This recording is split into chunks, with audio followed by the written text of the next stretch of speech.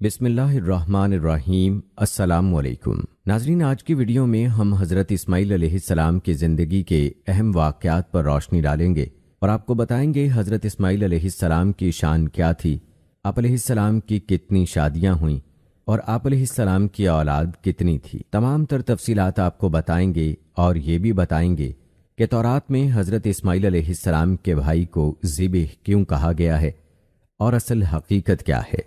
لہٰذا ہماری آج کی یہ ویڈیو انتہائی ایمان افروز اور دلچسپ ہونے والی ہے، لہٰذا ویڈیو کو آپ نے بغیر سکپ کیے آخر تک لازمی دیکھنا ہے۔ ناظرین، سب سے پہلے بات کرتے ہیں حضرت اسماعیل علیہ السلام کی پیدائش کی۔ یاد رہے کہ حضرت ابراہیم علیہ السلام کی پہلی شادی اپنی چچا زاد حضرت سارہ علیہ السلام سے ہوئی، لیکن وہ ایک عرصے تک اولاد کی نعمت سے محروم رہے۔ ایک دن حضرت سارہ علیہ السلام نے ان سے فرمایا، آپ ہاجرہ سے نکاح کر لیں، شاید اللہ تعالیٰ ان کے پیٹ سے اولاد عطا فرما دے۔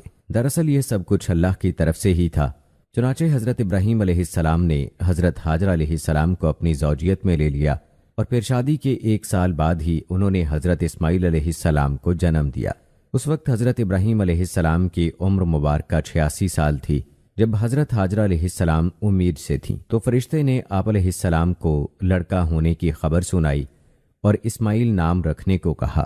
یاد رہے کہ حضرت اسماعیل علیہ السلام 1800 قبل مسیح میں پیدا ہوئے، لیکن ناظرین، حضرت ابراہیم علیہ السلام دعاؤں، آرزوؤں اور تمناؤں کے بعد 93 سالی میں پہلے بیٹے کی پیدائش پر خوشیوں کا بھرپور اظہار بھی نہ کر پائے تھے کہ انہیں اللہ کی طرف سے ایک آزمائش سے گزرنا پڑا۔ وہ اللہ رب العزت کے حکم پر نومولود لخت جگر اور فرما بردار بیوی کو ملک شام سے ہزاروں میل دور ایک ایسی وادی میں چھوڑ آئے کہ جہاں میلوں تک پانی تھا، نہ چرند پرند اور آدم تھا نہ آدم زاد۔ یوں وادی فاران کے سنگلاخ کالے پہاڑوں کے درمیان تپتے صحرا کے ایک بوڑھے درخت کے نیچے اللہ کے ایک نیک اور برگزیدہ بندی اپنے نومولود معصوم بیٹے کے ساتھ چند روز سے قیام پذیر ہیں۔ جو زاد راہ ساتھ تھا ختم ہو چکا، ماں بیٹا بھوک پیاس سے بے حال ہیں۔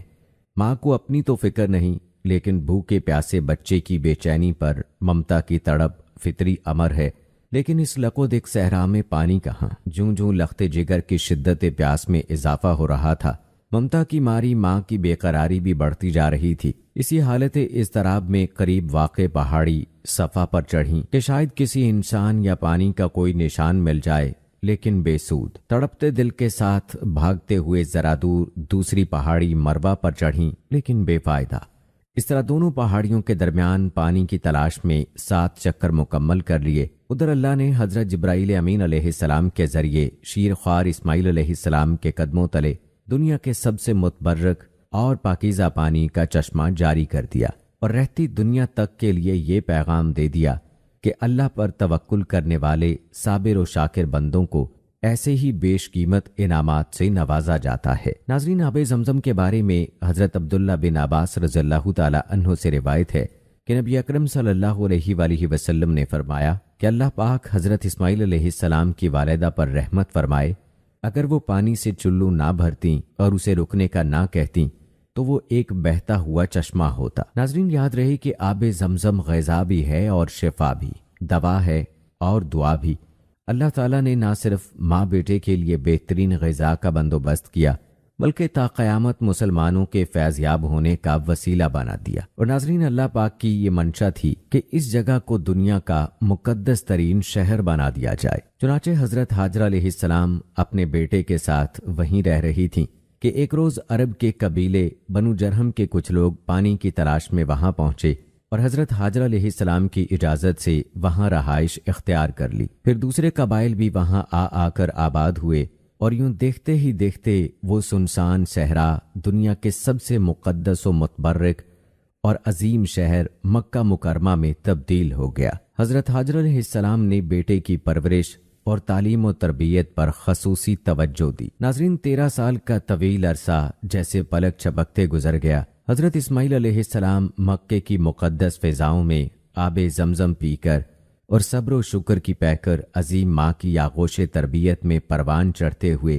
بہترین صلاحیتوں کے مالک خوبصورت نوجوان کا روپ دھار چکے تھے کہ ایک دن حضرت ابراہیم علیہ السلام تشریف لائے اور فرمایا، اے بیٹا، میں خواب میں دیکھتا ہوں کہ گویا تمہیں ذبح کر رہا ہوں، تو تم سوچو کہ تمہارا کیا خیال ہے؟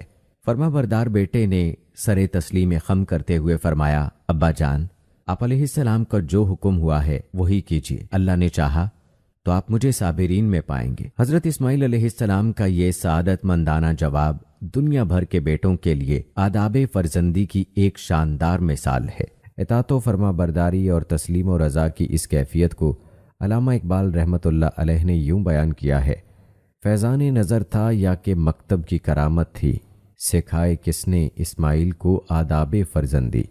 حضرت ابراہیم علیہ السلام نے بیٹے کا جواب سنا تو انہیں سینے سے لگایا اور حضرت حاجرہ علیہ السلام کے پاس لے آئے۔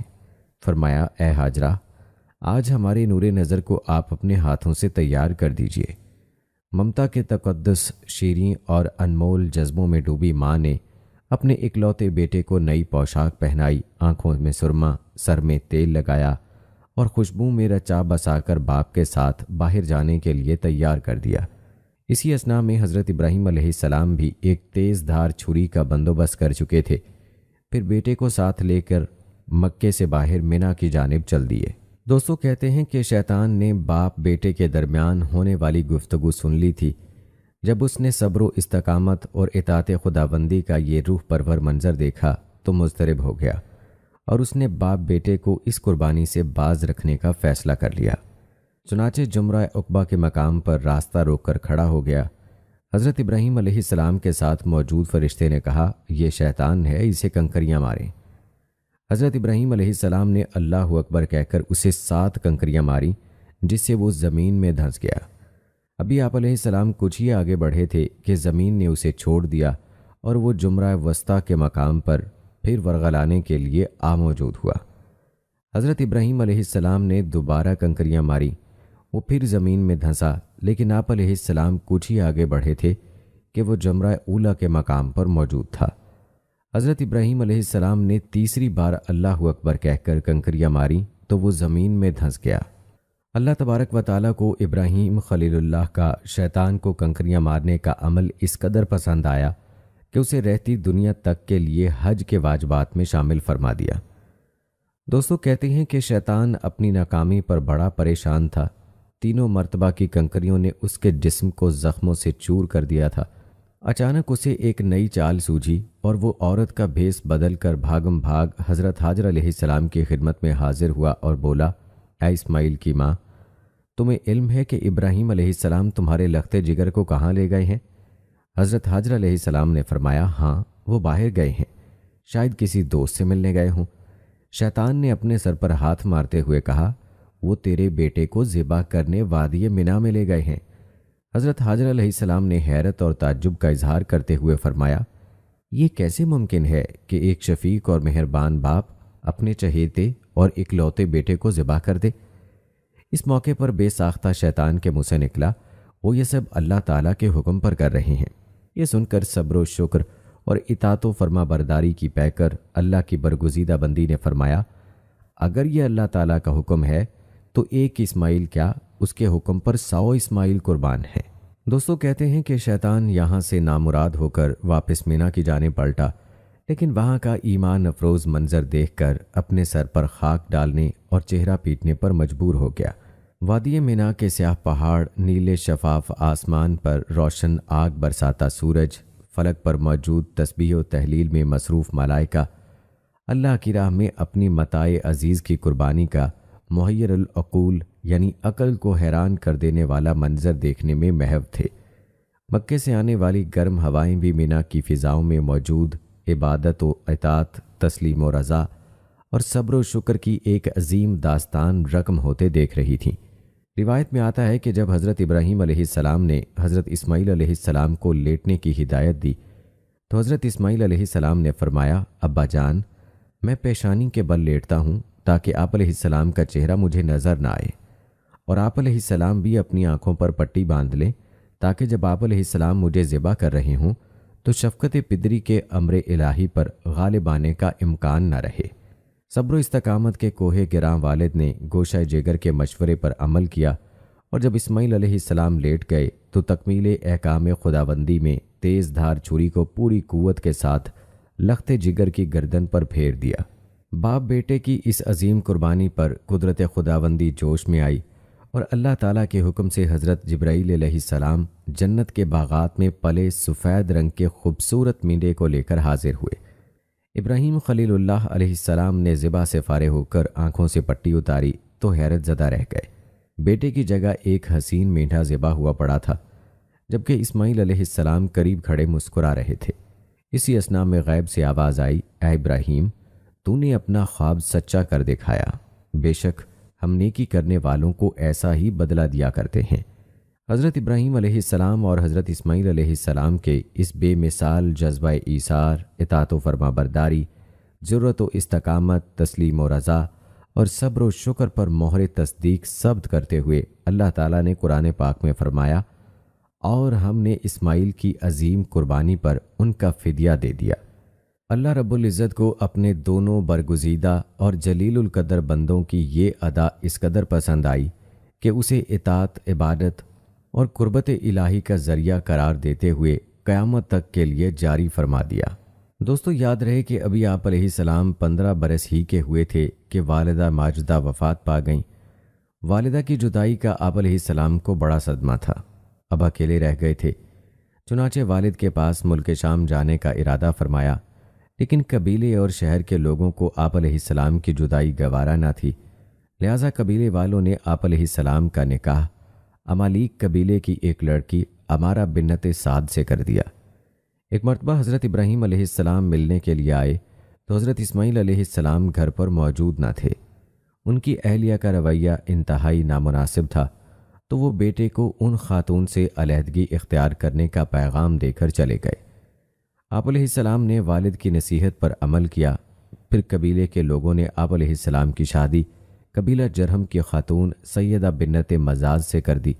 حضرت ابراہیم علیہ السلام پھر آئے تو اس بار بھی حضرت اسماعیل علیہ السلام موجود نہ تھے، لیکن ان کی بیوی کی سعادت مندی، شکر گزاری اور فرما برداری کی بنا پر اس سے بہت خوش ہوئے، نکاح برقرار رکھنے کا پیغام دے کر واپس ہوئے۔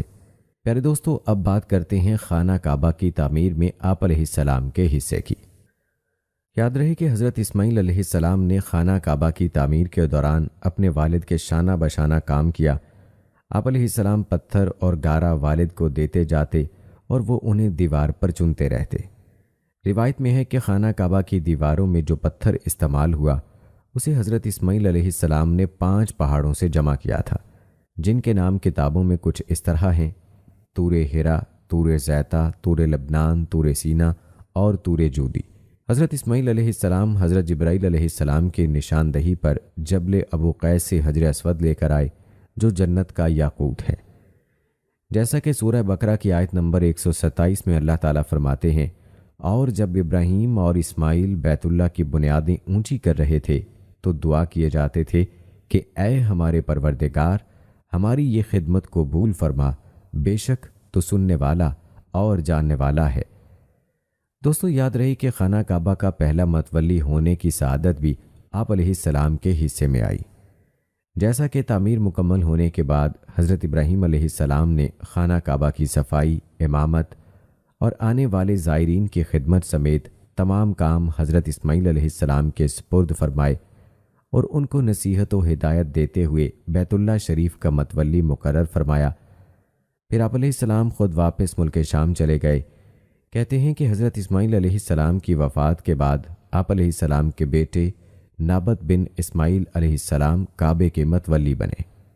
دوستو، اب بات کرتے ہیں آپ علیہ السلام کی نبوت کے دائرے کی۔ یاد رہے کہ اللہ تعالیٰ نے حضرت اسماعیل علیہ السلام کو حجاز مقدس اور اس کے آس پاس کی تمام آبادیوں، نیز قوم جرہم، قوم امالیک اور اہل یمن کی طرف نبی بنا کر بھیجا، اور آپ علیہ السلام ہمارے پیارے نبی حضرت محمد مصطفیٰ صلی اللہ علیہ وآلہ وسلم کے جد اعلیٰ ہیں۔ آپ کو بتاتے چلیں کہ قرآن مجید میں حضرت اسماعیل علیہ السلام کے 3 اوصاف نہایت صراحت کے ساتھ بیان کیے گئے ہیں۔ نمبر 1، تعمیر کعبہ کے دوران اپنے والد حضرت ابراہیم علیہ السلام کے شانہ بشانہ شریک رہے۔ نمبر 2، آپ علیہ السلام وعدے کے بڑے پکے اور سچے تھے۔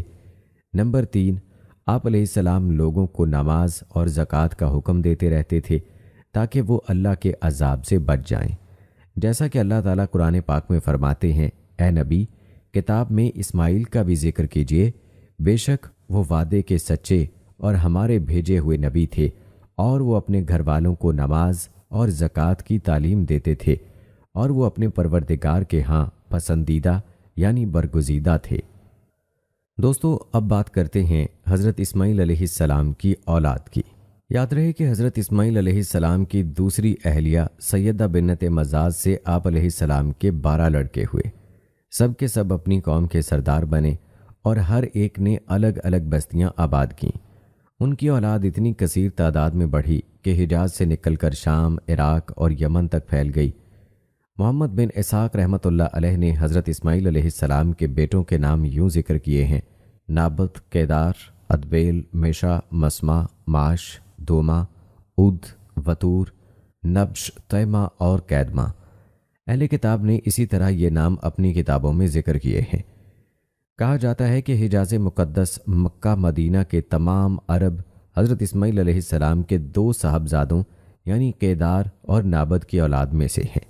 دوستو، مورخین نے لکھا ہے کہ دنیا میں جو شخص سب سے پہلے گھوڑے پر سوار ہوا وہ حضرت اسماعیل علیہ السلام تھے۔ اس سے پہلے گھوڑا وحشی جانور تھا۔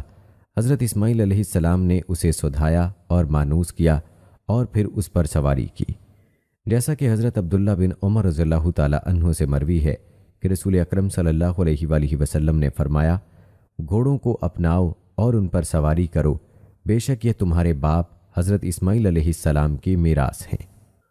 اور اموی رحمۃ اللہ علیہ ایک حدیث بیان کرتے ہیں کہ رسول اکرم صلی اللہ علیہ وآلہ وسلم نے فرمایا کہ پہلا شخص جس نے واضح عربی زبان کے ساتھ زبان کھولی وہ اسماعیل علیہ السلام ہیں، اور یہ اس وقت 14 سال کی عمر کے تھے۔ عربی کے علاوہ آپ علیہ السلام کو قبطی اور عبرانی زبان پر بھی عبور حاصل تھا۔ دوستو، آپ کو حضرت اسماعیل علیہ السلام کی وفات کے حوالے سے بھی بتائیں گے، لیکن آئیے اس سے پہلے ذکر کرتے ہیں آب زمزم کا۔ پیارے دوستو، آب زمزم صرف ایک پانی نہیں ہے، بلکہ یہ ایک ایسا عظیم معجزہ ہے، اللہ کی طرف سے انسان کے لیے ایک عظیم نعمت ہے۔ پیارے دوستو، یاد رہے کہ زمزم سب پانیوں کا سردار ہے اور حضرت جبرائیل علیہ السلام کا کھودا ہوا چشمہ ہے جو حضرت اسماعیل علیہ السلام کی ایڑیوں کے نیچے سے جاری ہوا۔ زمزم کا پانی شیرخوار حضرت اسماعیل علیہ السلام کی پیاس بجھانے کے بہانے اللہ تعالیٰ نے تقریباً 4000 سال قبل ایک معجزے کی صورت میں مکہ مکرمہ کے بے آب و گیاہ ریگستان میں جاری کیا تھا، جو آج تک جاری ہے۔ پیارے دوستو، یہ پانی بڑی ہی عقیدت والا پانی ہے، اسی لیے تو پوری دنیا کے مسلمان جب بھی مکہ مکرمہ یا حج عمرے کے لیے جاتے ہیں تو اپنے ساتھ یہ بابرکت تحفہ ضرور لے کر جاتے ہیں۔ اس پانی کے اور بھی بہت سے فضائل اور فوائد ہیں جو آپ کو آگے چل کر بتائیں گے۔ یہاں آپ کو آب زمزم کے کنویں کے بارے میں بتاتے چلیں کہ یہ کنواں خانہ کعبہ کے جنوب مشرق میں تقریباً 21 میٹر کے فاصلے پر تہ خانے میں واقع ہے۔ اس کنویں کی گہرائی تقریباً 98 فٹ یعنی 30 میٹر اور اس کے دہانے کا قطر تقریباً 3 فٹ 7 انچ سے لے کر 8 فٹ 9 انچ تک ہے۔ تاریخی روایات کے مطابق 1953 تک یہ پانی ڈول کے ذریعے نکالا جاتا تھا، مگر اب مسجد حرام کے اندر اور باہر کے مختلف مقامات پر آب زمزم کی سبیلیں لگا دی گئی ہیں، اور مزے کی بات یہ ہے کہ زمزم کا پانی مسجد نبوی میں بھی عام ملتا ہے، اور حجاج اکرام یہ پانی دنیا بھر میں اپنے ساتھ لے جاتے ہیں۔ اس پانی کی 1 گھنٹے میں کتنی مقدار نکالی جاتی ہے جان کر آپ کے ہوش اڑ جائیں گے۔ دوستو، ایک عربی اخبار کے مطابق زمزم کے چشمے سے فی گھنٹے 68,400 لیٹر پانی مسلسل نکالا جا رہا ہے، اور مسجد حرام سے 4.5 کلومیٹر دور ایک کارخانے میں یومیہ 2 لاکھ گیلن آب زمزم ذخیرہ کیا جاتا ہے۔ اللہ اکبر کبیرہ۔ پیارے دوستو، یہ اللہ تعالیٰ کی شان اور عظمت ہے کہ روزانہ کی بنیاد پر اتنا پانی نکالنے کے باوجود اس پانی میں کمی نہیں آتی۔ سبحان اللہ۔ دوستو، آب زمزم دنیا کا وہ واحد پانی ہے جس کو پینے کے بعد بیماریوں سے شفا ملتی ہے، اور جس کے پیتے وقت مانگی جانے والی دعا بھی قبول ہوتی ہے۔ دوستو، یاد رہے کہ زمزم کا کنواں پانی کے کم ہونے کی وجہ سے کئی دفعہ کھودا گیا۔ روایات بتاتی ہیں کہ 223 ہجری میں اس کی اکثر دیواریں منہدم ہو گئی تھیں اور اندر بہت سا ملبہ جمع ہو گیا تھا۔ اس وقت طائف کے ایک شخص محمد بن بشیر نامی نے اس کی مٹی نکالی اور بقدر ضرورت اس کی مرمت کی تو پانی بھرپور آنے لگا۔ مشہور مورخ ازرقی کہتا ہے کہ اس وقت میں بھی کنویں کے اندر اترا تھا۔ میں نے دیکھا کہ اس میں 3 طرف سے چشمے جاری ہیں، ایک حجر اسود کی جانب سے، دوسرا جبل ابو قبیس کی طرف سے، تیسرا مروہ کی طرف سے۔ تینوں مل کر کنویں کی گہرائی میں جمع ہوتے رہتے ہیں اور رات دن کتنا ہی پانی کھینچو مگر پانی نہیں ٹوٹتا۔ تاریخ بتاتی ہے کہ 145 ہجری میں ابو جعفر منصور نے آب زمزم کے کنویں پر قبضہ بنایا اور اندر سنگ مرمر کا فرش کیا۔ پھر مامون رشید نے آب زمزم کی مٹی نکلوا کر اس کو اور گہرا کیا۔ تاریخی کتب میں یہ واقعہ بھی نقل کیا گیا ہے کہ ایک مرتبہ کوئی دیوانہ کنویں کے اندر کود پڑا تھا۔ اس کے نکالنے کے لیے ساحل جدہ سے غوطہ خور بلائے گئے۔ بمشکل اس کی ناش ملی اور کنویں کو پاک صاف کرنے کے لیے بہت سا پانی نکالا گیا۔ اس لیے 1020 ہجری میں سلطان احمد خان کے حکم سے آب زمزم کے اندر سطح آب سے 3.25 فٹ نیچے لوہے کا ایک جال ڈال دیا گیا تھا تاکہ ایسے کسی بھی واقعے سے آئندہ بچا جا سکے۔ پیارے دوستوں، کہتے ہیں 1039 ہجری میں سلطان مراد خان مرحوم نے جب کعبہ شریف کو از سر نو تعمیر کیا تو آب زمزم کی بھی نئی بہترین تعمیر کی گئی۔ تہ آب سے اوپر تک سنگ مرمر سے مزین کر دیا گیا اور زمین سے 1 گز اونچی 2 گز عریض منڈیر بنوا دی گئی۔ ارد گرد چاروں طرف 2-2 گز تک سنگ مرمر کا فرش بنا کر اس پر دیواریں اٹھا دی گئیں اور ان پر چھت پاٹ کر ایک کمرہ بنوا دیا گیا جس میں سبز جالیاں لگا دی گئیں۔ دوستو، یہ تو آب زمزم کے کنویں کی کافی پرانی تاریخ ہے۔ موجودہ دور میں آب زمزم کس حال میں ہے یہ بھی آپ کو بتائیں گے، جس کے بارے میں جان کر آپ ورطۂ حیرت میں ڈوب جائیں گے کہ یہ پانی قدرت کا کیسا عظیم کرشمہ ہے۔ یہ تفصیلات بتانے سے پہلے آپ کو آب زمزم کے فضائل بتاتے ہیں جو کہ احادیث نبویہ صلی اللہ علیہ وآلہ وسلم میں بیان ہوئے ہیں۔ دوستو، انس بن مالک رضی اللہ تعالی عنہ کی روایت ہے کہ ابو ذر رضی اللہ تعالی عنہ نے بیان کیا کہ رسول اللہ صلی اللہ علیہ وآلہ وسلم نے فرمایا، جب میں مکہ میں تھا تو میرے گھر کی چھت کھلی اور جبرائیل علیہ السلام نازل ہوئے۔ انہوں نے میرا سینہ چاک کیا اور اسے زمزم کے پانی سے دھویا۔ اس کے بعد ایک سونے کا تشت لائے جو حکمت اور ایمان سے بھرا ہوا تھا، اسے انہوں نے میرے سینے میں ڈال دیا اور پھر سینہ بند کر دیا۔ اب وہ مجھے ہاتھ سے پکڑ کر آسمان دنیا کی طرف لے چلے۔ آسمان دنیا کے داروغہ سے جبرائیل علیہ السلام نے کہا، دروازہ کھولو۔ انہوں نے دریافت کیا کہ کون صاحب ہیں؟ کہا، جبرائیل۔ پیارے دوستو، اب اس پانی کی فضیلت اور شان کا خود ہی اندازہ لگائیے کہ اس پانی کی کیا شان ہوگی کہ جس پانی سے 2 جہاں کے آقا نبی مکرم صلی اللہ علیہ وآلہ وسلم کے دل کو غسل دیا گیا، اور وہ بھی اللہ کے مقرب فرشتے جبرائیل علیہ السلام نے۔ یاد رہے کہ یہ شق صدر کا واقعہ آپ علیہ السلام کے بچپن کا واقعہ ہے۔ دوستو، اس کے علاوہ اور بھی کئی احادیث زمزم کے پانی کی فضیلت میں وارد ہوئی ہیں۔ صحیح مسلم میں آب زمزم کو پانی کے ساتھ خوراک بھی قرار دیا گیا ہے اور بیماروں کے لیے دوا بھی فرمایا گیا ہے۔ اور ابن عباس رضی اللہ تعالی عنہ سے روایت ہے کہ زمزم کا پانی جس لیے پیا جائے اللہ وہ دیتا ہے۔ سبحان اللہ۔ دوستو، کیسا بابرکت پانی ہے، کیسا مبارک پانی ہے کہ جس کو پیتے وقت انسان جو گمان کرے گا اس کو وہ ملے گا۔ بیماری سے شفا چاہے گا تو شفا پائے گا، کسی اور مقصد کی نیت کرے گا تو وہ مقصد پورا ہوگا، اور یہ اس پانی کا معجزہ ہے۔ لیکن آج ہمارے یقین کمزور ہو چکے ہیں، اس لیے ہمیں اکثر اوقات یہ فضائل حاصل نہیں ہوتے، ورنہ اللہ اور اس کے پیارے حبیب صلی اللہ علیہ وآلہ وسلم کے اقوال میں ذرا برابر بھی شک کی گنجائش نہیں ہے۔ پیارے دوستو، اس بات کی تشریح اہل علم یوں بھی فرماتے ہیں کہ آب زمزم جس مقصد کے لیے پیا جائے وہی پورا ہو جاتا ہے، اس کا یقین ہونا چاہیے، مگر کبھی اللہ تعالیٰ اپنی حکمت کے تحت اس کے بدلے میں دوسری نعمت عطا فرما دیتے ہیں، یا اس کے بدلے کوئی بلا ٹال دیتے ہیں، یا اس کا اجر و ثواب آخرت میں محفوظ فرما دیتے ہیں، کیونکہ اللہ تعالیٰ اپنے بندے کے حق میں زیادہ جانتے ہیں کہ میرے بندے کے لیے کیا بہتر ہے۔ اس کے علاوہ بعض گناہ بھی دعا کی قبولیت میں رکاوٹ بن جاتے ہیں، جیسے حرام کی کمائی، والدین کی نافرمانی، کسی کی حق تلفی، قطع رحمی وغیرہ۔ یہ بھی ملحوظ خاطر رہے کہ جس نیت سے پانی پی رہا ہے اس کو حاصل کرنے کا سبب بھی اختیار کرے، کیونکہ یہ بھی دعا کے آداب میں سے ہے، اور آج ہماری دعاؤں میں کیا رکاوٹیں ہیں ہم بہتر جانتے ہیں۔ دوستو، آپ کو بتاتے چلیں کہ آب زمزم کا ذائقہ قدرے نمکین ہے۔ یہ پانی دنیا کے پانیوں سے زیادہ بھاری، زود ہضم اور شافی امراض پانی ہے۔ حضور اکرم صلی اللہ علیہ وآلہ وسلم نے فرمایا، جو شخص بیت اللہ کا طواف کرے، مقام ابراہیم کے پیچھے 2 نفل پڑھے اور آب زمزم پیے تو اس کے تمام گناہ بخش دیے جاتے ہیں۔ اور فرمایا جناب رسول خدا صلی اللہ علیہ وآلہ وسلم نے کہ آب زمزم ہر غرض کے لیے ہے، یعنی ہر مرض کے لیے بھی، اور اس کو پی کر جو دعا کرو وہ بھی قبول ہوتی ہے۔ اسی طرح ابن قیم جوزیہ رحمۃ اللہ علیہ کہتے ہیں، زمزم سب پانیوں کا سردار اور سب سے زیادہ شرف و قدر والا ہے، لوگوں کے نفوس کو سب سے زیادہ مرغوب اور بہت قیمتی ہے، جو کہ جبرائیل علیہ السلام کے کھودے ہوئے چشمے اور اللہ تعالیٰ کی طرف سے اسماعیل علیہ السلام کی تشنگی دور کرنے والا پانی ہے۔ پیارے دوستو، اس پانی کے حوالے سے احادیث کی کتابوں میں ایک واقعہ یوں نقل کیا گیا ہے۔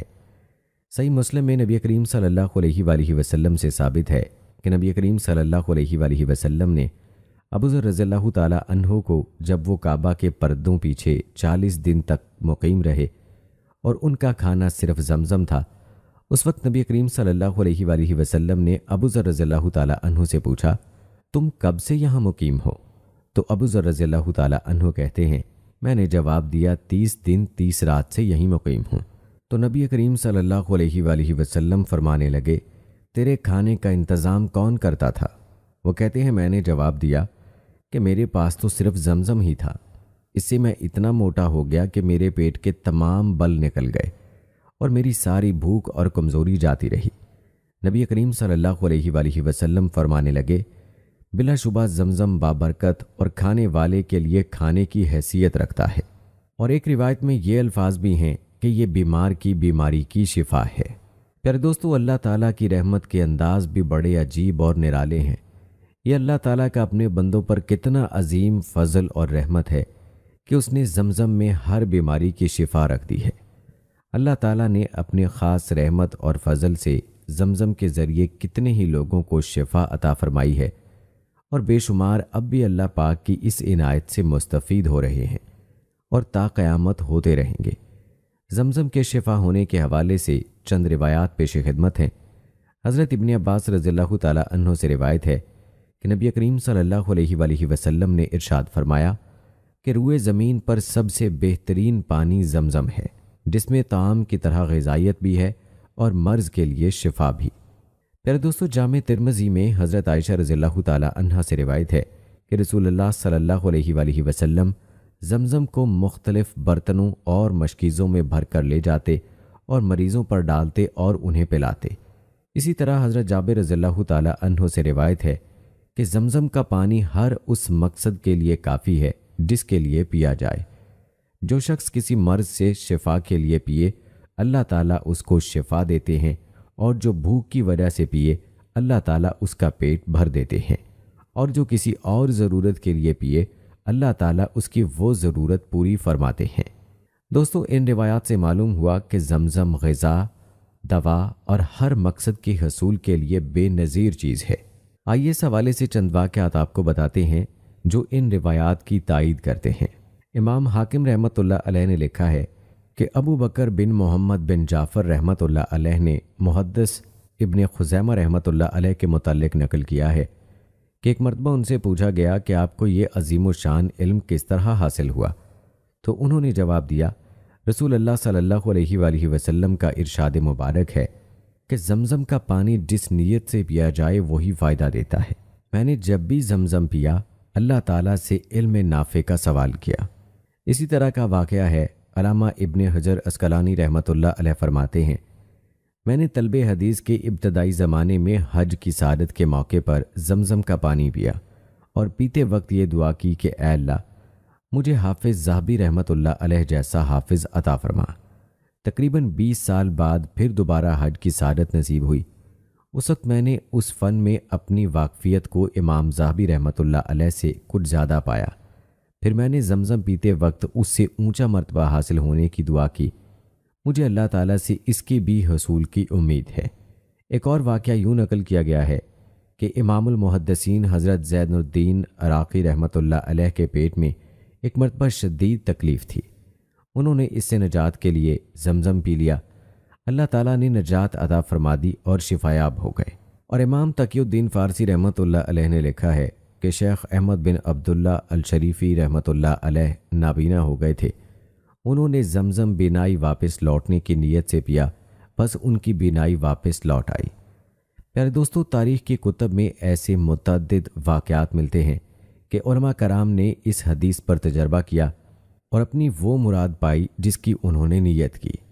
روایت میں آتا ہے کہ عبداللہ بن مبارک رحمۃ اللہ علیہ نے جب حج کیا تو وہ زمزم کے پاس آئے تو کہنے لگے، اے اللہ، مجھے ابن ابی الموالی نے محمد بن مقدر سے اور انہوں نے جابر رضی اللہ تعالی عنہ سے حدیث بیان کی ہے کہ نبی کریم صلی اللہ علیہ وآلہ وسلم نے فرمایا، زمزم اسی چیز کے لیے ہے جس کے لیے اسے نوش کیا جائے، اور میں روز قیامت کی تشنگی اور پیاس سے بچنے کے لیے اسے پی رہا ہوں۔ اسی طرح آب زمزم کی فضیلت میں ابن قیم رحمۃ اللہ علیہ بیان کرتے ہیں، میں اور میرے علاوہ دوسروں نے بھی زمزم پی کر تجربہ کیا ہے کہ اس سے عجیب و غریب قسم کی بیماریاں جاتی رہتی ہیں، اور مجھے زمزم کے ساتھ کئی ایک بیماریوں سے شفا نصیب ہوئی ہے، اور الحمدللہ میں ان سے نجات حاصل کر چکا ہوں۔ پھر دوستو، آپ نے اس مبارک پانی یعنی زمزم کے فضائل و برکات ملاحظہ کیے کہ اس مبارک پانی کے اندر اللہ تعالیٰ نے کیسی برکات رکھی ہیں۔ اس پانی میں نہ صرف شفا رکھی ہے بلکہ اس میں ہر مراد کا پورا ہونا رکھ دیا۔ جس بھی مراد کے لیے اس کو پیا جائے بس معاملہ یقین کا ہو۔ جس نے فرمان نبی صلی اللہ علیہ وآلہ وسلم پر یقین کر لیا، اس نے اپنی مراد پا لی۔ دوستو، سائنس کی تحقیقات اس بات کے بارے میں کیا کہتی ہیں، یہ بتانے سے پہلے آپ کو زمزم پینے کا مسنون طریقہ بتاتے ہیں۔ یاد رہے کہ آب زمزم پینے کا مسنون اور افضل طریقہ یہ ہے کہ کھڑے ہو کر قبلہ کی طرف رخ کر کے بسم اللہ الرحمن الرحیم پڑھ کر پیا جائے۔ انسان خواہ سعودی عرب میں رہتا ہو یا سعودی عرب سے باہر ہو، آب زمزم میں جب تک چاہیں دوسرا پانی ملا کر فیض لے سکتے ہیں اور اسے استعمال کر سکتے ہیں۔ اس کے لیے کوئی وقت مقرر نہیں ہے۔ اگرچہ پوری زندگی آب زمزم میں دوسرا پانی ملا کر پیتے رہیں، اور جب بھی آب زمزم پئیں تو یہ پانی پینے سے پہلے اپنی دنیا اور آخرت کے لیے دعا مانگ لیا کریں۔ پیارے دوستو، چلیے اب آپ کو آب زمزم پر ہونے والی سائنسی تحقیقات کے بارے میں بتاتے ہیں، جو مختلف ممالک میں مختلف سائنسی لیبارٹریوں میں مختلف اوقات میں کی گئی ہیں۔ ان تحقیقات میں کیا انکشافات ہوئے جان کر آپ کے اوسان خطا ہو جائیں گے۔ دوستو، کہتے ہیں 1971 میں ایک ڈاکٹر نے آب زمزم کو پینے کے لیے غیر موزوں قرار دیا۔ اس کی وجہ بیان کرتے ہوئے کہا کہ چونکہ کعبہ شریف مکہ مکرمہ کے درمیان میں سطح سمندر سے نیچے واقع ہے اور عین ممکن ہے کہ زمزم کے کنویں میں غیر معیاری پانی کی کافی مقدار جمع ہو گئی ہو۔ جب یہ خبر شاہ فیصل مرحوم تک پہنچی تو انہوں نے تحقیقات کا حکم دے دیا اور زمزم کے پانی کے نمونے یورپی لیبارٹریز میں بھجوائے گئے۔ کیمیکل انجینئر محی الدین احمد کہتے ہیں، جو کہ اس وقت سعودی وزارت زراعت و پانی میں کام کر رہے تھے، انہیں نمونے اکٹھے کرنے کے لیے چنا گیا تھا۔ یہ پہلا موقع تھا جب انہیں کنویں کو دیکھنے کا موقع ملا۔ اس پر یقین کرنا مشکل تھا کہ ایک چھوٹا تالاب جس کی لمبائی 18 فٹ سے زیادہ نہیں اور اس کی چوڑائی 14 فٹ ہے، یہ تالاب حضرت ابراہیم علیہ السلام کے زمانے سے لاکھوں گیلن پانی ہر سال حجاج کرام کو مہیا کر رہا ہے۔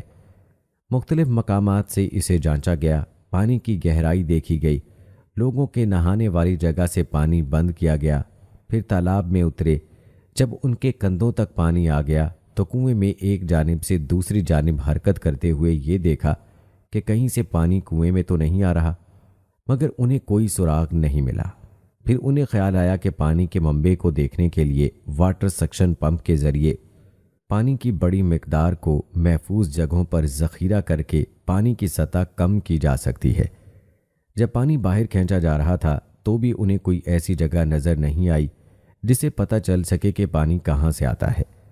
انہوں نے اپنے ماتحت سے کہا کہ پھر پانی میں جائیں۔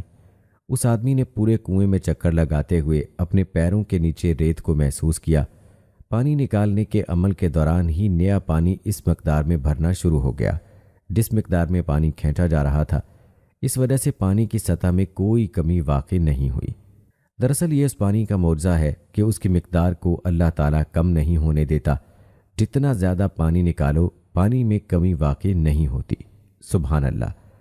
दोस्तों, अगर आपके भी दिल को ये बात लगी हो तो कमेंट बॉक्स में एक बार सुभान अल्लाह ज़रूर तहरीर कीजिएगा। अलबत्ता दोस्तों, यूरोपियन लेबॉर्ट्रीज़ को भेजने के लिए कई नमूने लिए गए। मक्का से जाने से कबल शहर के दूसरे कुओं के मुतल्लिक पूछने पर बताया गया कि अक्सर इनमें से खुश्क हो चुके हैं। कहा जाता है कि तहकीकात के दौरान जमजम और मक्का के दूसरे पानियों में जो फ़र्क पाया गया था वो कैल्शियम और मैग्नीशियम जैसे नमकियात का तनासुब था। शायद यही वजह है कि थके मांदे हाजियों को सिर्फ जमजम का पानी ही चुस्त और तवाना रखता है।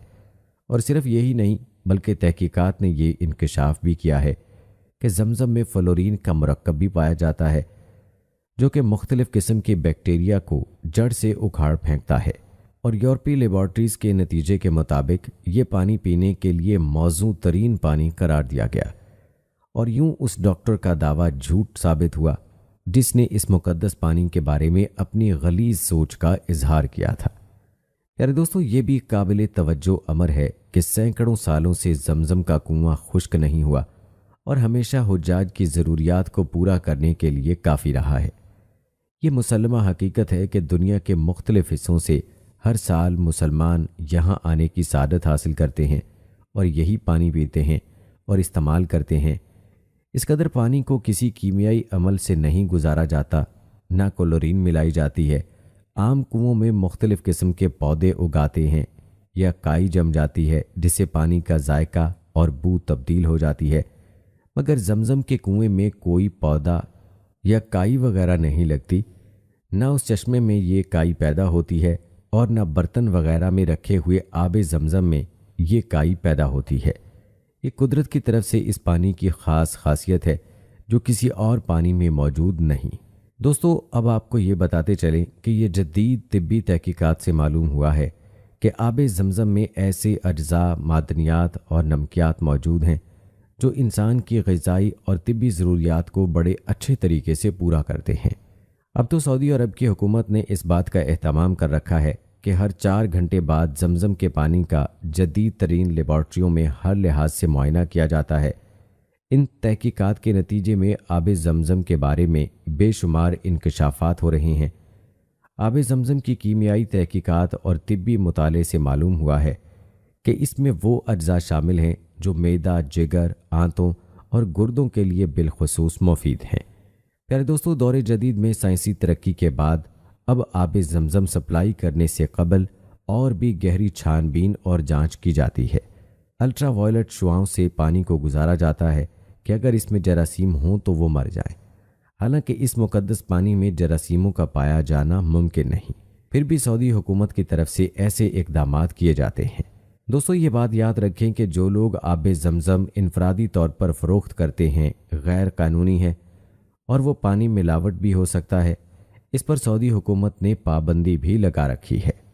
आपको बताते चलें कि आबे जमजम की सफाई के लिए उसके पानी को स्टेनलेस स्टील के पाइपों के ज़रिए कूलिंग स्टेशन तक भेजा जाता है और उसके बाद वो ज़ायरीन के पीने के लिए पहुंचता है। पानी की सफाई, सुथराई और उसके तहफ़्फ़ुज़ पर 24 घंटे नज़र रखी जाती है।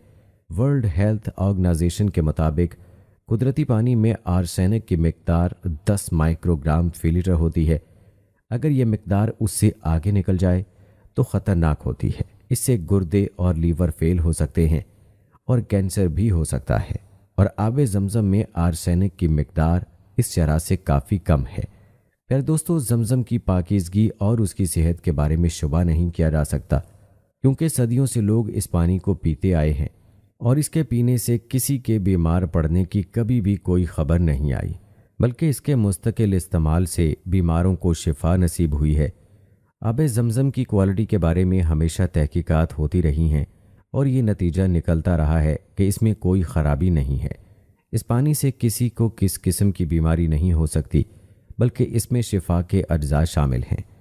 इसको जिस बीमारी में शिफा की नीयत से पिया जाए, इससे वैसा ही नतीजा निकलता है। यानी अगर कोई इस नीयत से जमजम पिए कि उसको फ़लाँ बीमारी है और अल्लाह उस पानी से उसको ठीक कर दे, तो वो बीमारी रफ़ा हो जाती है। आइए आपको एक जापानी डॉक्टर की आबे जमजम पर तहकीक के नताइज भी बताते हैं।